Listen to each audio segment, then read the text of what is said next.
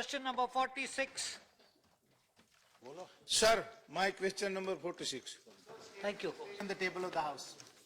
Sir, मैं आपके माध्यम से माननीय मंत्री जी से ये पूछना चाहता हूँ कि अगर सरकार की ओर से ऐसी निःशुल्क पार्किंग की कोई व्यवस्था नहीं की गई है और इसके संदर्भ में कोई विचाराधीन बात भी नहीं है, तो फिर पार्किंग की जो व्यवस्था है उसमें से कितनी इनकम होती है और उस इनकम का उपयोग यात्रियों की सुख सुविधा के लिए किस तरह से किया जाता है। और दूसरा मेरा प्रश्न यह है सर कि पिछले कुछ दिनों पहले मैं दिल्ली एयरपोर्ट से जा रहा था अहमदाबाद के लिए, तो सर मैंने देखा शाम हो गई थी, मेरे प्रार्थना का टाइम हो गया था, तो फिर मैंने प्रार्थना कक्ष के लिए पूछा तो उसमें मैंने देखा कि किसी ने मुझे बताया कि यात्रियों के लिए जो प्रार्थना कक्ष है वो उस तरफ है। तो मैंने वहां जाकर के देखा तो उसमें कुछ विशेष किसी एक ही धर्म के संदर्भ में उल्लेखित निशान थे उसमें प्रार्थना कक्ष में, और उसमें हरे रंग के सब एरोज दिखाए गए थे और उसमें ऐसे बिठा करके प्रार्थना कक्ष में चिन्ह दिखाए गए थे जो किसी एक संप्रदाय के या फिर धर्म के थे। तो क्या मैं ये जान सकता हूं कि इस यात्रियों की सुख सुविधा के लिए जो व्यवस्था की गई है उसमें सभी धर्मों का उसमें परिपालन हो, उस तरह के चिन्ह और उस तरह का प्रार्थना कक्ष की व्यवस्था है क्या? Thank you. माननीय सभापति जी, माननीय सदस्य ने पूछा है कि जो सार्वजनिक सुविधाएं हम लोग प्रावधान कर रहे हैं जिसमें पार्किंग फैसिलिटी एक है वो निशुल्क दिया जा सकता है कि नहीं। हमने कहा है, और जैसे रेलवे स्टेशन में है, मेट्रो स्टेशन पे है और भी म्यूनिसिपल जो पार्किंग लॉट्स हैं वो निशुल्क कहीं नहीं है और इस कारण हमारे एयरपोर्ट्स में भी नहीं है। और हमारे प्रयत्न यही हैं कि जो हमारे एयरपोर्ट्स हैं वहां हम लोग नॉन एरोनॉटिकल रेवेन्यूज का भी हम लोग पूरी तरीके से उसका विस्तार से उसको बढ़ाने की कोशिश करें।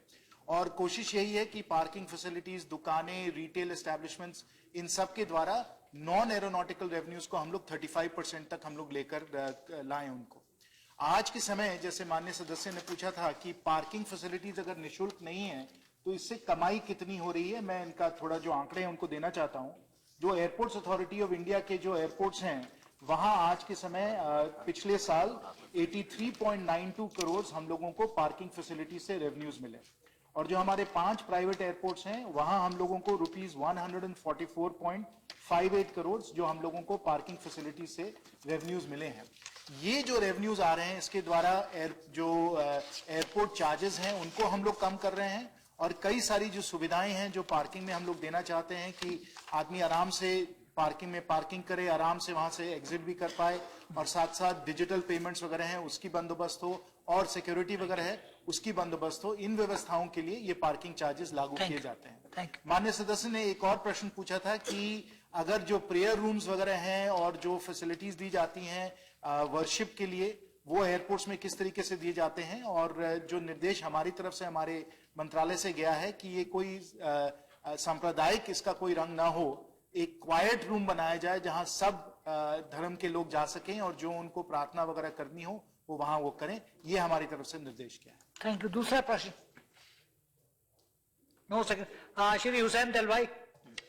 सर, ऐसा है कि यहाँ यूनानिमसली रेजोल्यूशन पास किया गया था मुंबई एयरपोर्ट को छत्रपति शिवाजी महाराज का नाम देने के बारे में, लेकिन दरअसल वहां नाम जो दिया गया है वो छत्रपति शिवाजी इंटरनेशनल एयरपोर्ट ऐसा ही नाम दिया गया है, और मेरे ख्याल से वो गलत है। शिवाजी महाराज करके वो पहचाने जाते हैं, वो नाम शिवाजी महाराज, छत्रपति शिवाजी महाराज इंटरनेशनल एयरपोर्ट ऐसा होना चाहिए। इसके बारे में क्या कहना है? और दूसरा कि कनेक्टिविटी, रीजनल कनेक्टिविटी के बारे में बहुत सारा बोला जाता है, लेकिन कोल्हापुर है, सोलापुर है, जहाँ रीजनल कनेक्टिविटी थी वो भी बंद की गई। रत्नागिरी में करने का चला है क्या? जो एयरपोर्ट्स का नेमिंग है उसके लिए पूरा एक नियम बना हुआ है, और जो सुझाव आने होते हैं वो विधानसभा से आते हैं कि किस प्रकार से किसी एयरपोर्ट की नेमिंग की जाए। तो विधानसभा से जब सुझाव आएगा तो केंद्र सरकार इस पर चिंता करेगी, और फिर जो भी सुझाव विधानसभा से आता है उस पर हम लोग जरूर ध्यान देंगे। आपने रीजनल कनेक्टिविटी के बारे में भी पूछा, उसके जो बिडिंग की जो प्रक्रिया चल रही थी वो कल समाप्त हुई है, और फिर हम लोग अभी अगले कुछ दिनों में इसकी घोषणा करेंगे कि कौन कौन से ऐसे एयरपोर्ट्स हैं जिनको रीजनल कनेक्टिविटी स्कीम जो है उसके साथ जोड़ा गया है, और सब जो आंकड़े हैं वो आपके सामने हम लोग अवश्य पेश करेंगे। Shri Lal Singh Vatodia. अध्यक्ष जी, आपका माध्यम से मैं मंत्री जी को पूछना चाहता हूं कि विदाउट पेइंग एनीथिंग यात्री को कौन कौन सी सुविधा एयरपोर्ट में दी जाती है? अगर इकोनॉमिकल टिकट हो तो चाय कॉफी के लिए भी पैसा देना पड़ता है, तो क्या क्या और सुविधा विदाउट पेइंग एनीथिंग सरकार देना चाहती है यात्रियों को? देखिए, 1 minute please. The question is on parking, not on facilities. चलिए आप जवाब अगर देना चाहते हैं दे एयरपोर्ट दीजिए। की फैसिलिटी के बारे में है सर। ओके, माननीय सभापति जी, मैं माननीय सदस्य को आश्वासन देना चाहता हूं कि हमारी कोशिश यही है कि जो भी हम विमान सेवा का हम प्रावधान कर रहे हैं उसे हम कोशिश कर रहे हैं कि उसको जितना हम सस्ता बना सकें, जितना हम उसको सुरक्षित बना सकें, ये हमारा लक्ष्य है। अब इसमें आपको मालूम है, चाहे वो एयरपोर्ट हो या विमानन कोई सर्विस हो या और भी कोई सार्वजनिक सर्विस हो, तो उसमें जो कॉस्ट हैं, जो भाड़े हैं, वो तो देना ही पड़ेगा, नहीं तो वो हम लोग उस तरीके से सुरक्षित और सही तरीके से हम सेवा नहीं दे पाएंगे। तो जहां जहां सेवाओं को हम लोगों को सही कॉस्ट के आधार पे जो फीस है वो अगर देना चाहे वो हम लोग कर रहे हैं, और जो जो सुविधाएं जो हम लोग दे सकते हैं निःशुल्क, वो भी हम Thank जरूर you. दे रहे हैं। धन्यवाद। श्री नजीर अहमद लावे। माध्यम से मैं मंत्री जी से पूछना चाहता हूं कि जम्मू कश्मीर में जब भी कोई बर्फबारी होती है तो हमारा जो फेयर प्राइस है, फेयर जो है वो बढ़ जाता है एयरपोर्ट पर। जो 3000 की टिकट होती है वो 30,000 में मिलती है। दुनिया के किसी कोने में अगर जा सकते हैं तो 40,000 50,000 लग जाता है, लेकिन जम्मू से श्रीनगर से जम्मू 30,000 रुपया। मैं पूछना चाहता हूं कि ये किराया कब कम होगा और इसके लिए कौन से ठोस इकदाम उठाने चाहिए? Thank you. Not related to the question. Not related. माननीय सभापति जी, हम लोगों का जो एयरलाइन का जो मार्केट है वो एक मार्केट इकोनॉमी के आधार पे चलता है और वहां बहुत कंपटीशन है, और चाहे वो हमारे मंत्रालय के नजरिए से उसे देखें या कंपटीशन कमीशन ऑफ इंडिया के नजरिए से देखें, हमारी जो उस पे जो विजिलेंस है और जो हम उस पे पूरी तरीके से जो उसका अध्ययन करते हैं, जिसमें कि एंटी कंपेटिटिव बिहेवियर ना हो। एंटी कंपेटिटिव बिहेवियर में प्राइसिंग पे कई सारे, चाहे वो प्रेडेटरी प्राइसिंग हो या प्राइस गाउजिंग हो, कई सारे तरीके से इसकी अध्ययन किया जाता है, इसका जांच इसकी की जाती है, एनालिसिस की जाती है। और जो हम लोगों को आंकड़े मिल रहे हैं, जो हम लोगों को एनालिसिस से जो पता चल रहा है कि जो भी कुछ अभी एयरलाइन मार्केट में जो प्राइसेस सेट हो रही हैं वो कंपेटिटिव तरीके से सेट हो रही हैं, और आज तक ऐसा कोई वायलेशन हम लोगों को आज तक कोई आंकड़ों के और एनालिसिस के आधार पे कोई ऐसा वायलेशन नजर नहीं आया है जिसे हम एंटी कंपेटिटिव बिहेवियर कह सकें। Thank you. Question number 47. अध्यक्ष जी, एक विवरण सभा पटल पर रख दिया गया। धन्यवाद सभापति जी। मैंने माननीय मंत्री जी का उत्तर पढ़ा। खेद के साथ कहना चाहूंगा कि यह अति संवेदनशील मुद्दे पर रूटीन सरकारी उत्तर है। आपके माध्यम से माननीय स्वास्थ्य परिवार और कल्याण मंत्री जी को याद दिलाना चाहूंगा कि हाल ही में उड़ीसा के भुवनेश्वर में आग की वजह से 22 लोग अस्पताल में असमय मरे, 120 घायल हुए। 5 वर्ष पहले कलकत्ता के एक अस्पताल में ऐसी घटना में 90 लोग मरे। उड़ीसा की घटना के बाद कर्नाटक सरकार ने fire and emergency services department से कर्नाटक के सभी अस्पतालों को फायर ऑडिट कराने का आदेश दिया। यह भी खबर आई कि नोएडा स्थित डिजास्टर मैनेजमेंट सेल ने नोएडा व यमुना एक्सप्रेसवे पर स्थित सभी अस्पतालों क्लिनिकों को 2 माह के अंदर थर्ड पार्टी से ऑडिट कराने की एक एडवाइजरी दी है। हमारा सवाल है कि क्या केंद्र सरकार बीमार लोगों, असहाय लोगों, मरीजों, अस्पतालों में भर्ती असक्त लोगों को ऐसी दुर्घटनाओं से बचाने के लिए स्वतंत्र रूप से थर्ड पार्टी से सेफ्टी ऑडिट के साथ साथ और क्या कदम उठा रही है? ऐसी चीजों को रोकने के लिए क्या सख्त कानूनी प्रावधान हो सकते हैं? अध्यक्ष महोदय, जैसा स्पष्ट तौर से एक उल्लेख किया गया है भुवनेश्वर के बारे में और दूसरा कलकत्ता के बारे में, ये एक दुखद घटना हुई थी पिछले दिनों, और इसके बारे में जैसे भी घटना की सूचना मिली, मुझे कहते हुए ये भी चिंता है कि 17/10/2016 को 7:30 बजे घटना हुई, और उस घटना के तत्काल बाद वहां पर ये सारी व्यवस्था राज्य सरकार के माध्यम से हमारे यहाँ से डायरेक्शन सीधे दिए गए उनको, और लगभग उस समय उसकी जो क्षमता थी करीब 1000 बेड्स की वहां की क्षमता है, उस समय लगभग 600 पेशेंट वहां पर भर्ती थे। और जो घटना की जो स्थिति थी उनमें से हमारे जो 19 सरकारी एम्बुलेंस वहां पर उसी समय पहुंचाए गए और 138 मरीजों को विभिन्न जो निजी अस्पताल है, सरकारी अस्पतालों में भी भर्ती कराया गया।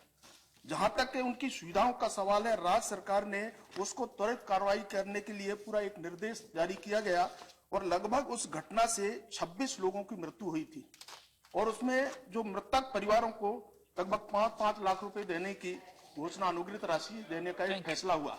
और ये जो नॉर्म्स है, और इसके बाद हमारे यहाँ निर्णय हुआ भारत सरकार के अंदर, स्वास्थ्य मंत्रालय ने उनको डायरेक्शंस दिए गए राज्य सरकारों को, यहाँ से पत्र जारी किए गए।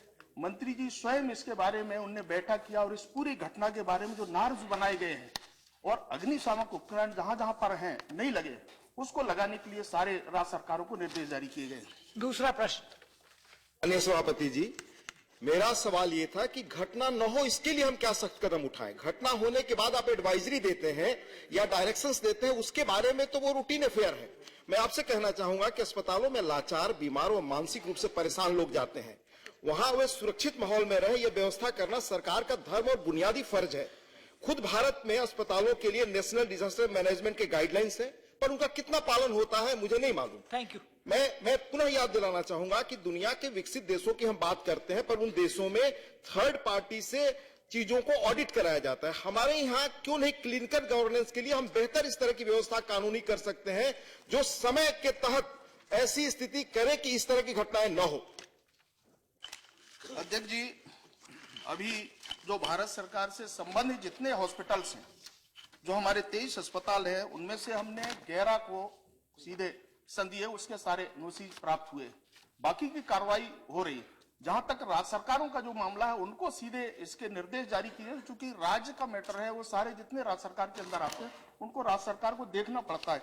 जहां तक इन प्रावधानों का सवाल है, जितने भी हमारे पास जो अभी तक के अभ्यावेदन आए हैं उनकी पे कार्रवाई चल रही है और बहुत जल्दी इसके बारे में हम सारे देश भर में इस प्रकार की व्यवस्था को लागू करने जा रहे हैं। ठीक, थैंक यू। श्री प्रेमचंद गुप्ता। इसके बारे में बोलना चाहूंगा कि घटना होने के बाद आपने जो प्रिवेंटिव स्टेप लिए और वहां दमकल गई या कुछ भी गया, क्यों ना एक ऐसी गाइडलाइन बनाई जाए जिससे ये घटनाएं नहीं हो। अगर आप दिल्ली के अस्पतालों में भी जाएंगे तो बेसमेंट में आईसीयू बने हुए हैं, बेसमेंट में। घरों में जो नर्सिंग होम बना के और उनमें बेसमेंट में जो है मरीजों को ट्रीट किया जाता है, कोई ऑक्सीजन का या कोई फायर के केस में कोई सेफ्टी का कोई प्रावधान नहीं है, तो क्यों न ऐसे नॉर्म सख्ती से इंप्लीमेंट किए जाए ताकि इस तरह की घटना नहीं हो। घटना होने के बाद उसको आपने 5 लाख रुपए दिए और 10 लाख दिए, उससे जिंदगी तो वापस नहीं आएगी। Thank you. तो इसलिए आप इसके बारे में कोई सख्त से सख्त कानून बनाने के ऊपर में क्या विचार कर रहे हैं, और नहीं कर रहे हैं तो क्यों नहीं कर रहे हैं, और नहीं कर रहे हैं तो इसको करिए। जी, जैसे मैंने कहा कि हमारे 11 ऐसे अंश हैं जिनको हमने सीधे राज्य सरकारों को ये कहा है, और हमारे यहाँ का जो हॉस्पिटल्स उनके लिए भी जितने भी अस्पताल हैं उनके प्रबंधन को भी ये सारे नियमों का, अग्निशामक कर्मियों द्वारा बिल्डिंग, उनके कंस्ट्रक्शन, वायरिंग, जितने भी जो इसके सामने हमने, मैंने कहा कि अगर मैं पढ़ूंगा तो थोड़ा समय लगेगा, परंतु 11 एक से लेकर के 11 हमारे जो फॉर्म्स है उसको पूरा करना, ये हमने इस प्रकार का दिशा निर्देश हमने जारी किया है। श्री जेठिया। प्रश्न सीधा है, अस्पतालों और क्लिनिकों की सुरक्षा के संबंध में है। अब ये सुरक्षा अग्नि से हो, चाहे बरसात से हो, चाहे प्रसूति गृह में बच्चों की चोरी से हो, ऐसे सारे जो उपचार के केंद्र है, उन उपचार के केंद्रों को मान्यता देने से पहले ये सुविधाएं उनने बना के रखी या नहीं, इसकी जांच करने का, और अभी जो कुछ अस्पताल और इस प्रकार के उपचार केंद्र बने हुए हैं उनमें ये उपलब्ध हो जाए, इसको सुनिश्चित करने के क्या उपाय किए जाएंगे?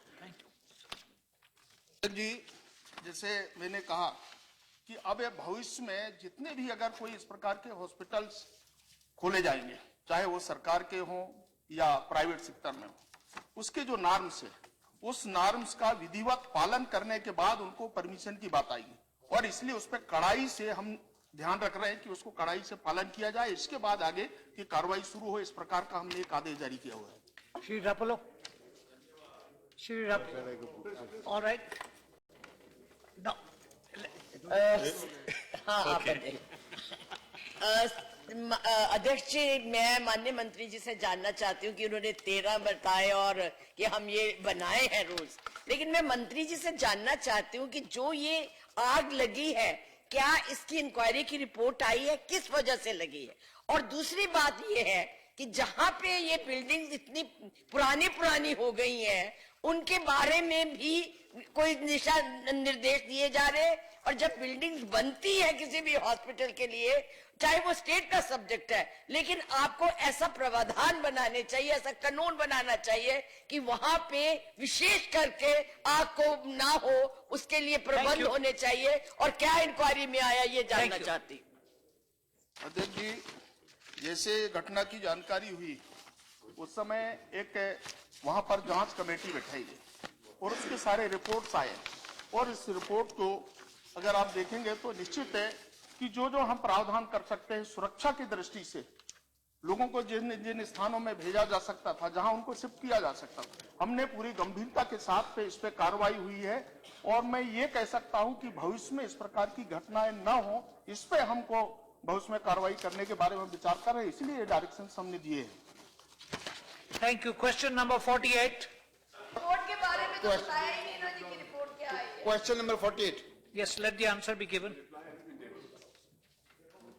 Supplementary, Sir, please.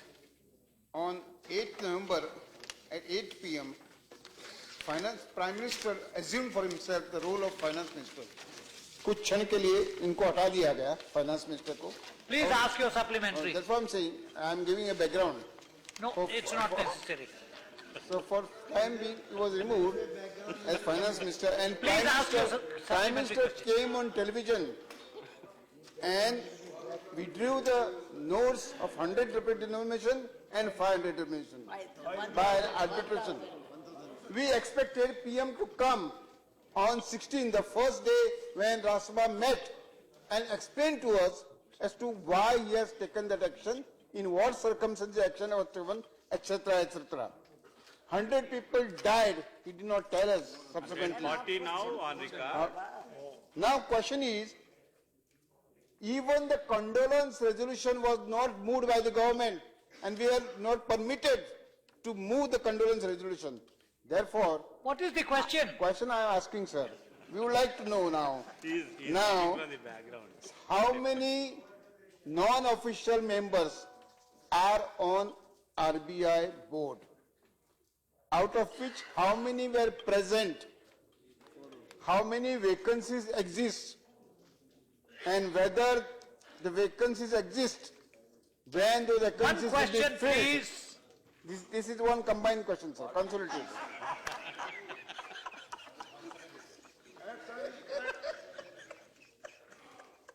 There are a total of 10 members currently on the board of the RBI. There are vacancies on the board of the RBI. The appointment process of those vacancies is at a fairly advanced stage, and those are likely to be filled up very soon. Second question. Whether, I ask about non-official, I don't know whether your figures are correct, because eight you have already given. Anyway, my question is whether any analysis of the impact of demonetization has been done by the government officially, and if so, from the organized and non-organized sectors, private companies, how many people have been dismissed, laid off, or retrenched? I want figures as it is. The overall impact is assessed by the government from time to time. During the process, when the remonetization was at a fast pace, steps were being taken by the government to make sure that the hardship caused to the people is the least. And that is why a series of steps used to be announced, including relaxation in terms of dealing with old currency at some time, so that some of the sectors do not suffer at all. the government has been making an analysis and the government is conscious of the fact that there are in the medium term and the long term several advantages in terms of expansion of the formal sector of the economy itself. This will lead to larger digitization. This would lead to curbing of black money and crime money transactions. This would lead to larger revenues coming into the coffers of the government. Thank you. Please. No. Please. If you are not satisfied with the answer, you know the procedures. Shri Shukrendra Shekhar Roy.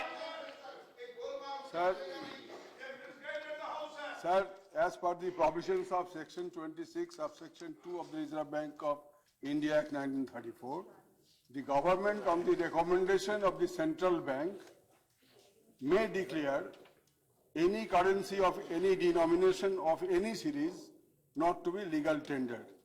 In the light of this provision, my question is whether the horse was before the cart. That is to say, whether the RBI sent the recommendation on its own or the RBI was directed by the government to send the recommendation. This is my question. Thank you.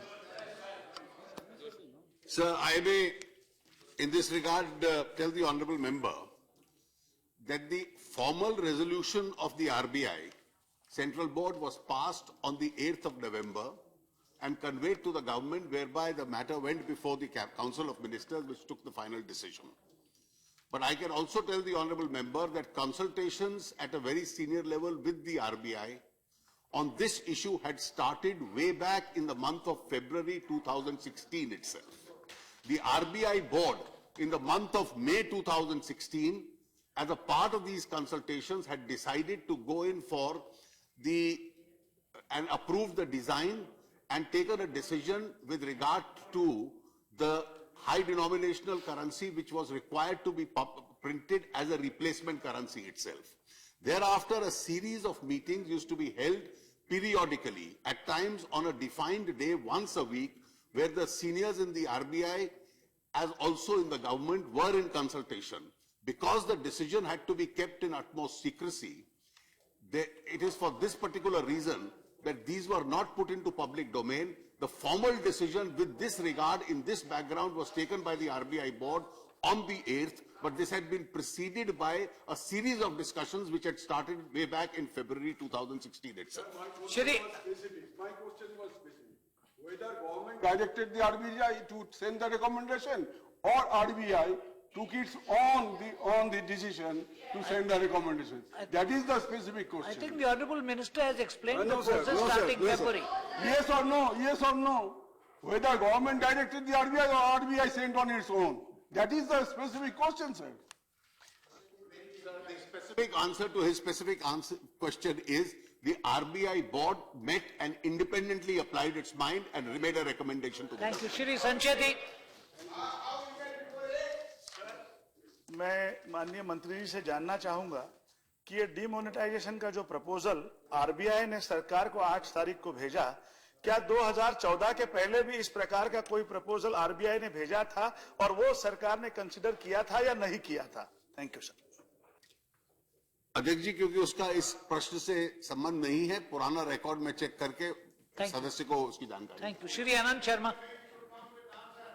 So I would like to specifically draw Finance Minister's attention to Part B and C about the RBI board meeting which he has referred to on the 8th of November, and that 8 of the directors had attended.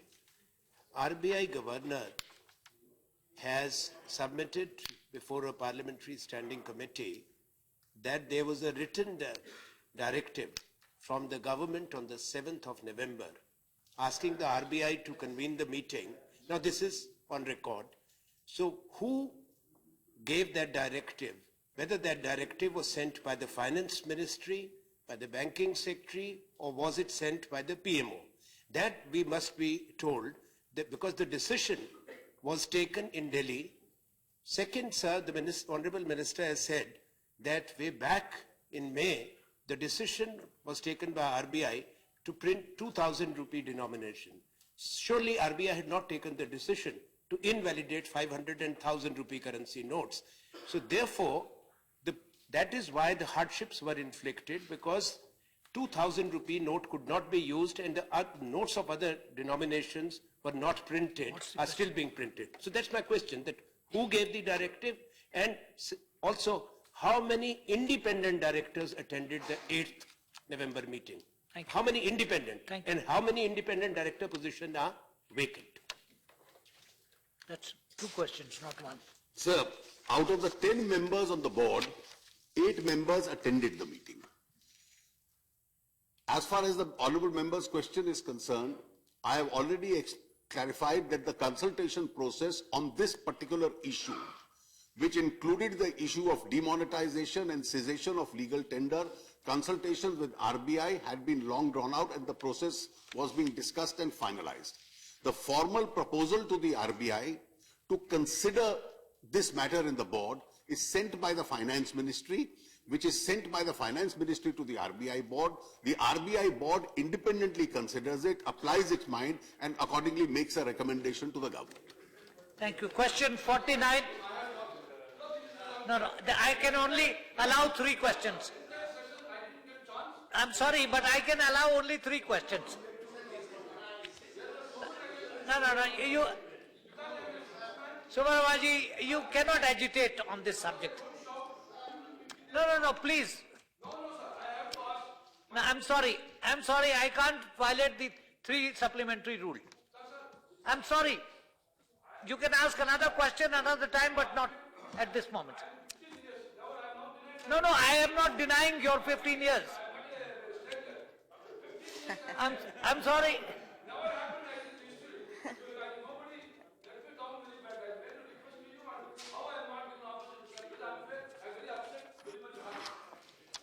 Thank you. Question 49. Yes, please. Let the answer be given. Question 49. The table of the House. Supplementary, please. Sir, Heathrow Airport of UK, which handles 1,500 aircrafts departed and landed each day, which is about one flight for 45 seconds. Whereas in India, Thoothukudi, strategically important city, commercially connected with the international port, we have only 1 flight per day. People are suffering a lot in this, only because of the slow process of land acquisition by the government. So I wish to ask the minister through you, sir, that do you have any fixed time frame for the land acquisition project? Sir, first I'd like to reassure the honourable member that our airports are second to none in terms of their efficiency of operations. She's quoted the case of the airport in the United Kingdom that has very high movements per hour. I'd like to inform the honourable member that the second most efficient airport in the world is widely considered to be Mumbai Airport, which has almost as many departures and landings as the airport that she's quoting. So our airports are performing very efficiently. And in fact, the entire exercise of expanding our airport capacity, which absolutely needs to be done given the stellar growth that we've had in the aviation sector, is proceeding apace, sir. And with respect to the Tuticorin airport, we have made a request to the state government many years ago to be able to provide us additional land. In fact, we had requested for 586 acres so that we can expand the runway and land jets there as well. That request has been pending with the state government for a number of years. We have recently been informed by the state government that by September 2017, the entire land acquisition for Tuticorin Airport will be done, and then we will be able to land narrow-body jets there as well. Thank you. Second question. My second question is, sir, the Honorable Minister himself given in his reply that the government of Tamil Nadu has already issued a government order for acquisition of land. My humble requisition is that whether the government have any plan and proposal to opt this land, do you have you fixed any special purpose vehicle for this work to be completed? Yes, standard procedure by which the land is taken over from the state government is through the Airport Authority Act, and then that land becomes land that is under the supervision and ownership of the Airports Authority of India. And then, of course, the necessary investments are made so that the airport is brought up to the level of functionality that is required. Thank you. Shri Kalita. This is a question on a specific airport. Although the question is very specific about Tamil Nadu, Stick to the question. Yeah, definitely, sir. I want to restrict myself to the acquisition and expansion of part of the airport.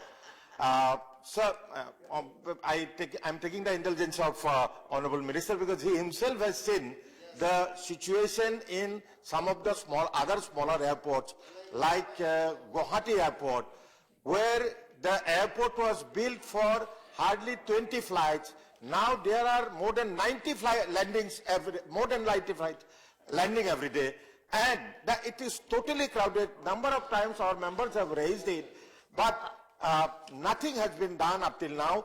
Whether the government has some proposal to expand the airport so that it can cater to the needs of the people.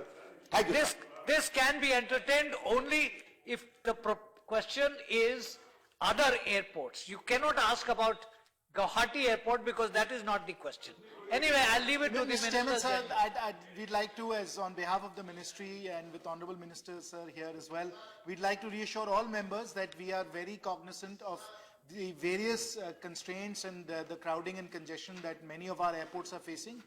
We have very substantial expansion plans for all of our airports. Sufficient funds are available, and we are tackling all of these issues with all due haste. Thank you. Shrimati Kanimazi. Expanding it, this proposal was brought to Mr. Praful Patel when he was a civil aviation minister, and flight started then, and from that time we've been pursuing this matter. The DMK government also requested him to consider it, but nothing has happened till today. And even a night landing facility is not there. So I want to get some assurance from the minister that when is the time that this project will be completed, and at least if they will make sure that there are night landing facilities, because there's only one flight which lands there during the daytime. Thank you. The state government has not been particularly... Mr. Chairman, sir, obviously, Former ministers should not former intervene. civil aviation minister is informing honourable member. In fact, the request from the ministry was initiated in 2004, and the first reply back from the state government was in 2010.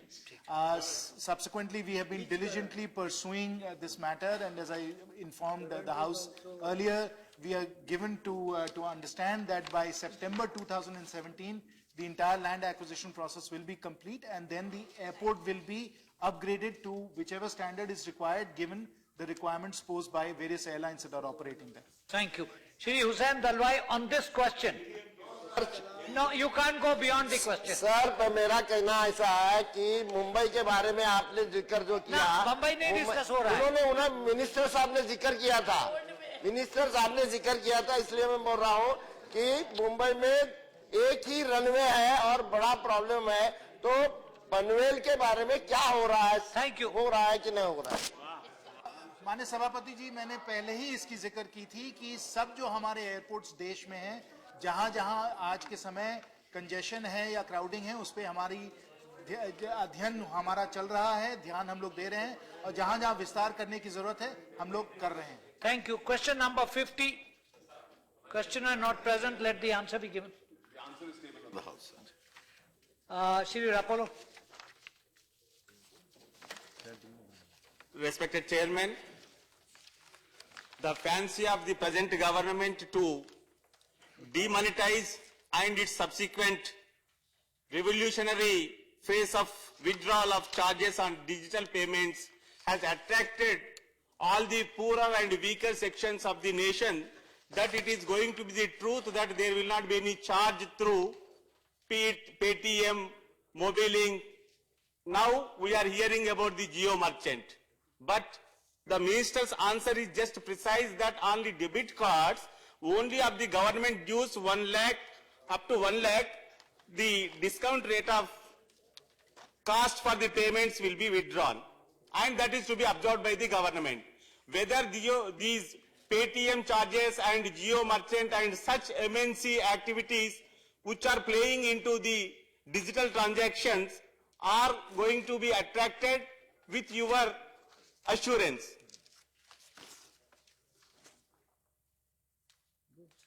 Sir, various forms of service providers, subject to the regulations and the controls which are there in the payment and systems legislation, make a particular charge.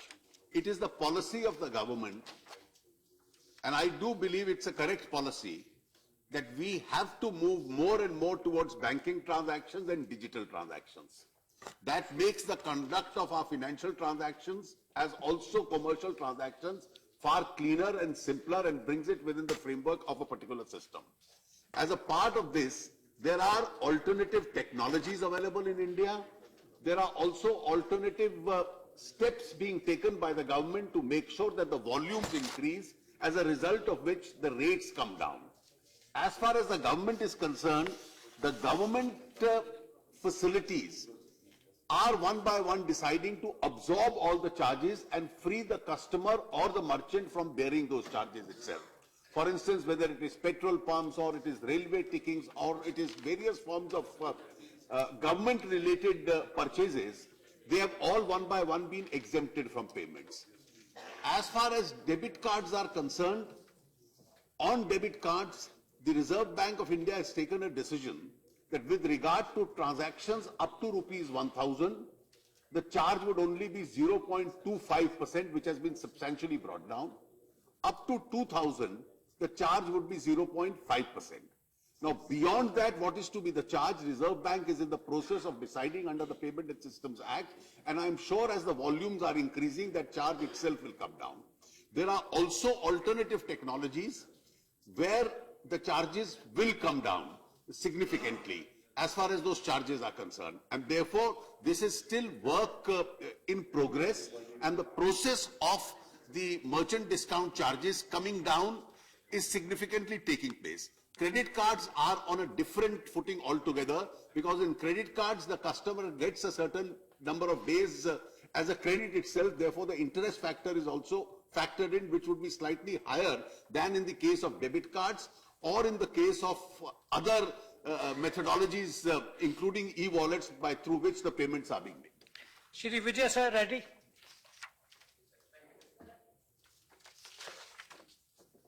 See, in the case of American, particularly credit cards, American Express credit cards, see the shops and establishment, they ask for extra charges and then collect from the customers. This is a unique feature which is only which American Express bank card is resorting to. Whereas other credit cards, Visa or MasterCard, they won't charge anything, a commercial establishment won't charge anything from the customers. Whereas merchant discounting charges, which are offered by the establishment, commercial establishment from which we make the purchases, that is shared by the bank as the bank which issues the card, and as well as by the service provider like Visa and MasterCard. Has the government got any plans to prevent the malpractices or the practice which is detrimental to the interest of the people, which is being resorted to by American Express card? Thank you. As I indicated in the reply to the first question, credit cards stand on a different footing compared to e-wallet or compared to the Aadhaar-based payment system or even the debit cards.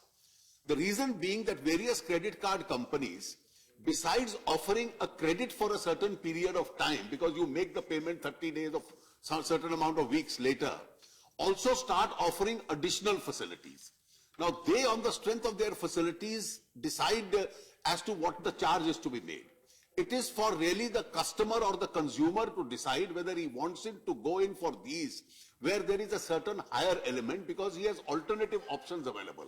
In India, for example, contrary to what's happening in many other parts of the world, the number of credit cards itself, for instance, I was told till about 2 months ago, approximately 75 crore cards are in circulation, of which about 72 crores were debit cards and not credit cards. So the number of credit cards are fewer in number and are used only for the economically more well-off people. Now, those people also have a choice as to what is the kind of facilities they want, and therefore discard the ones which are charging a higher amount, because at the end of the day, the amount has to be paid really by the merchant through whom we transact, and the merchant tries to impose that charge in some cases, as you mentioned, on the customer itself. So it's the market forces which will decide as to what methodology is to be followed, because now some of the newer technologies which are being offered are absolutely charge-free. And therefore, when that charge-free offer is available to the customer itself, then the customer has the option in a market economy really to go in for the cheaper instruments rather than go in for something which will cost him greater money. Shri Nishad. Yes, that's the idea. Sir, मैं माननीय मंत्री जी से जानना चाहता हूं, क्योंकि इन्होंने digital भुगतान के लिए क्रेडिट कार्ड, डेबिट कार्ड से किए जाने का 1000 तक छूट देने का प्रस्ताव रखा है और 2000 में 0.5।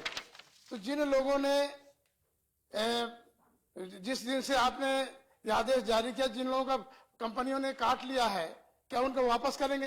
क्योंकि हमारे देश में जो दिक्कतें हैं, साइबर क्राइम कानून बहुत ढीला है, बैंकों से सीधे लोगों के पैसे उड़ रहे हैं, तो उसके लिए बैंक क्या गारंटी लेंगे? एक इससे हटके है, लेकिन पूरे देश में लोग चिंतित हैं। Bank credit card, debit card ले लिया, उनका पैसा उड़ रहा है, बैंक वाले कहते हैं कि हमारी कोई गारंटी नहीं, आप जाओ ढूंढो जा करके। गरीब आदमी हमारे देश में, किसान हैं, अनपढ़ हैं, अशिक्षित लोग हैं, उनको बड़ी दिक्कत हो रही है। तो जिन लोगों ने डेबिट क्रेडिट कार्ड से पैसा यूज किया है और उनका कंपनियों ने पैसा काट लिया है, चाहे आपका पेट्रोल पंप हो चाहे रेलवे हो, क्या उनको वापस करने का काम करेंगे आप?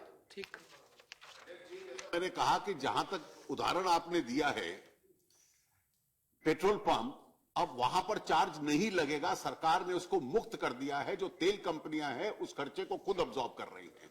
जो रेलवे की बुकिंग है उसको रेलवे उसको खुद अब्सॉर्ब कर रहा है, किसी उपभोक्ता के ऊपर उसका चार्ज नहीं लगने वाला है। और इसलिए हम लोगों को ये भी एक गलतफहमी ना रहे कि इस देश में केवल कुछ चंद लोग हैं इसका प्रयोग करते हैं। जैसे मैंने संख्या की दृष्टि से बताया कि इसकी बहुत बड़ी संख्या देश के अंदर फैल रही है, और जो वैकल्पिक प्रकार की तकनीकें आ रही हैं इसमें, इसको बहुत बड़ी संख्या में लोग इसका प्रयोग कर रहे हैं। इसका और लाभ ये हो रहा है कि जो पेमेंट बैंक्स की इंस्टीट्यूशन अब शुरू हुई है, पहले अब सबकी एक शिकायत रहती थी कि गांव के नजदीक कोई बैंक नहीं है। आज टेलीफोन कंपनियां जो हैं वो अपने आप को बैंक में बदल रही हैं। देश में सभी पोस्ट ऑफिसेज जो थे लगभग 1,75,000 के करीब, वो अपने आप को बैंक के रूप के अंदर अब बदल रहे हैं। तो इसलिए ये संख्या भी बदलने वाली है, और इसलिए देश के अंदर गांव के इंटीरियर तक ये सुविधा पहुंचने आने वाले दिनों में पहुंचेगी। अगर कोई शिकायत किसी बैंक विशेष के खिलाफ रहती है तो बैंकिंग ओम्बुड्समैन की भी संस्था है, उसको शिकायत की जा सकती है, और अगर बैंक की गलती है तो उसका मुआवजा उसको देना पड़ सकता है। Thank you. That's all. No, please. Question 51. Sorry. Please sit down. Please. No, please. Question 51. Questioner not present. Let the answer be given. The answer has been tabled on the table, sir. Shri Rapolo. Respected Chairman, in these days of demonetization, the deserts of distress are spreading, and amidst there are also certain oases of less cash and cashless digital transaction communities. Likewise, the union government is encouraging its employees, not only its government employees but also public sector employees, to go less cash and cashless. And in that, have you attained the 100% to ensure 100% cashless communities among the government and public sector employees with your efforts? The government in this is advisory, and therefore, as far as this advisory is concerned, because salaries are being paid to government servants and public sector employees in their bank accounts, and therefore they are one section of society which doesn't have any cash earnings. So the government has thought it proper to advise them as far as possible to use either debit cards or any other mode of banking transaction through which it is possible for the conduct of their transactions. And I'm sure a very large number of government employees are using the same. Shri Alan Goban. Whether the government has instructed all banks, whoever opens an account, to give a debit card like a passbook or a checkbook. If that is done, then for anybody who is opening an account will get a debit card which he can program his own password and name. Whether the government has given any instruction to the banks while opening an account, they should also provide a debit card to its customers. Thank you.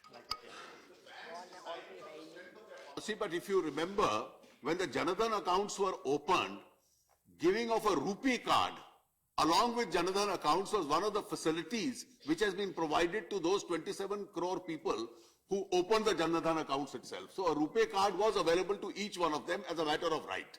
Thank you. Shri Sitaram Yechuri. Yes, sir. This is an advisory Finance Minister has said. But along with that advisory, are you also going to announce an exemption of the transaction costs with using the digital mode to the government employees? Mr. Yechuri walked in about 10 minutes too late. That was the previous question on which I have answered. But I'll be enlightened if you can repeat it, sir, if you don't mind. Yes, the government has been trying to encourage and facilitate the process by which the transaction costs come down. In some cases, they are eliminated.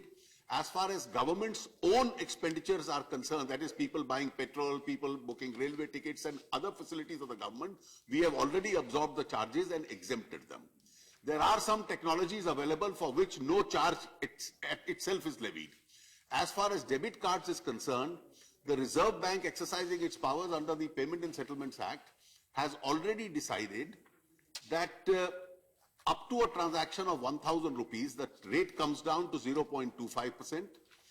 Up to a transaction of 2,000, that's 1,000 to 2,000, it comes down to 0.5%. And it's in a process of taking a decision with regard to the charge above 2,000. That's a process which is on. In many cases, up to 31st of March 2017 itself, the rates themselves have been exempted completely. So as a part of this drive towards digitization, we are moving slowly in that direction where charges in many cases are exempted, in most other cases are being trying to be brought down. Question. Till they're not exempted, will you compensate them? That is the point. Question 52. Questioner not present. Let the answer be given. Reply is laid on the table of the House. Shrimati Kahkasha Parveen. बहुत बहुत शुक्रिया सभापति महोदय. मैं आपके माध्यम से माननीय मंत्री जी से ये जानना चाहती हूँ कि इन 2 साल उन्होंने जवाब जो दिया है, मैं उनसे ये जानना चाहती हूँ कि इन 2 सालों में कितने सैनिकों ने खाद्य पदार्थ एवं वस्त्रों की गुणवत्ता की शिकायत की है और उस पर अब तक क्या कार्रवाई हुई है. गुणवत्ता के बारे में जो कुछ सैनिक की जो whatever the redressal mechanism is there, he has to raise it with the commanding officer. So that record does not exist with the defense ministry because it is redressed at the local level. Thank you. Shri Bora. Thank you, sir. I want to know from the Honorable Minister a very specific point that the soldiers, those who are provided bad quality of food, is there any permission to give it in the social media? Because recently in BSF, this incident happened.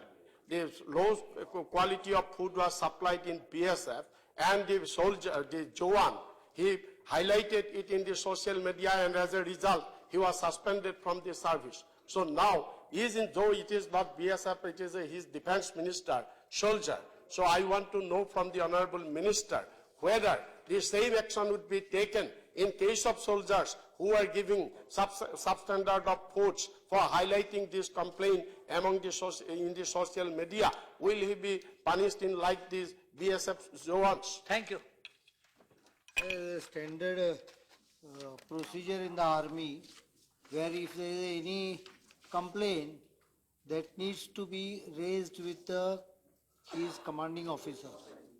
If someone goes to social media, I think it is basically violation of the discipline of the army. And appropriate. Please. Please. There is an Army Act under which there is a provision of redressal of mechanism. This act could be followed, and if still there is a problem, I think the Chief of Army Staff has already provided a mechanism of redressal to his level also, and they can also, if there is still not resolved, there is a provision even to come to me. But raising it in social media does not resolve the issue, only highlights the issue, and with so many people, there might be few issues, so we insist that they come through the proper channel, we'll address it. And I don't think there is much of a big complaint about food, because we are improving the food quality and the quantum also continuously over last 2-3 years. There's so much of improvement in quantity also and quality also. For example, the chicken which was earlier given through the butcheries, because of hygienic condition which was raised, now we have directed that all 136 stations be supplied frozen and approved certified chicken quality. Same way, egg which was 1 per person has been increased to 2, and Siachen food quantum is now extended to everyone above 12,000 feet. So there are a lot of improvements which continuously happens. And if anyone has suggestions, they can raise it with the Army Chief, and there are complaint box now which have been added, and even to me if there is still a problem. Shri Harivansh.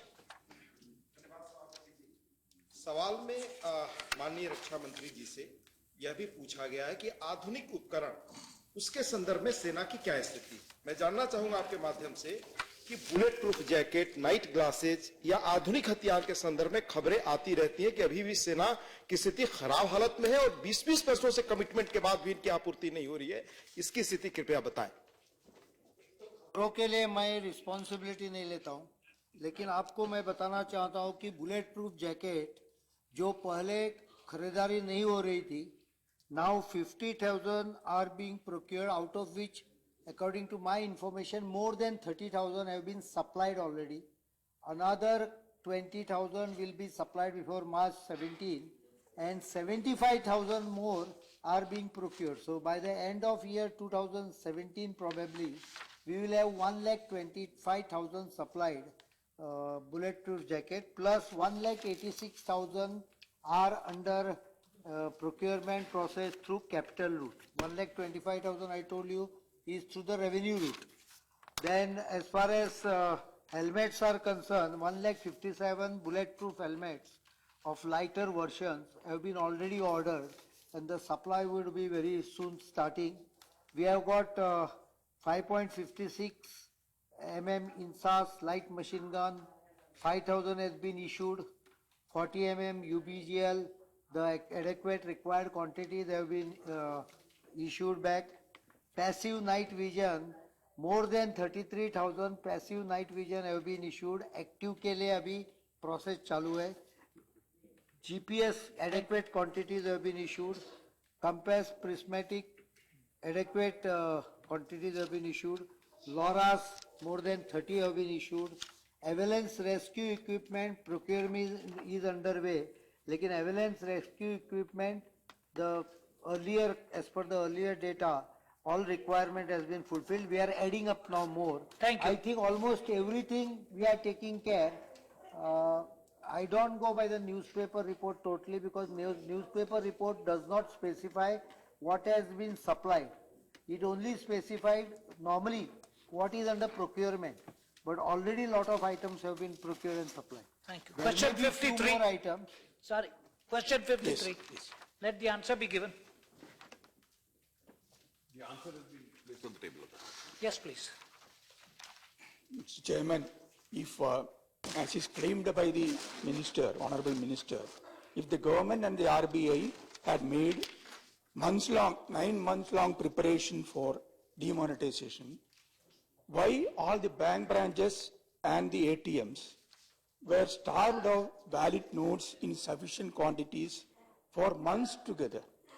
Is it not proof enough that neither government nor RBI was prepared to meet the consequences of demonetization? The RBI had adequate amount of currency printed in advance in order to facilitate the demonetization process. At no point of time, not for a single day, was the currency inadequate. As far as the banks are concerned, the RBI was releasing a certain amount of currency through its currency chests every day from the 10th of November onwards, when the demonetization process itself had started.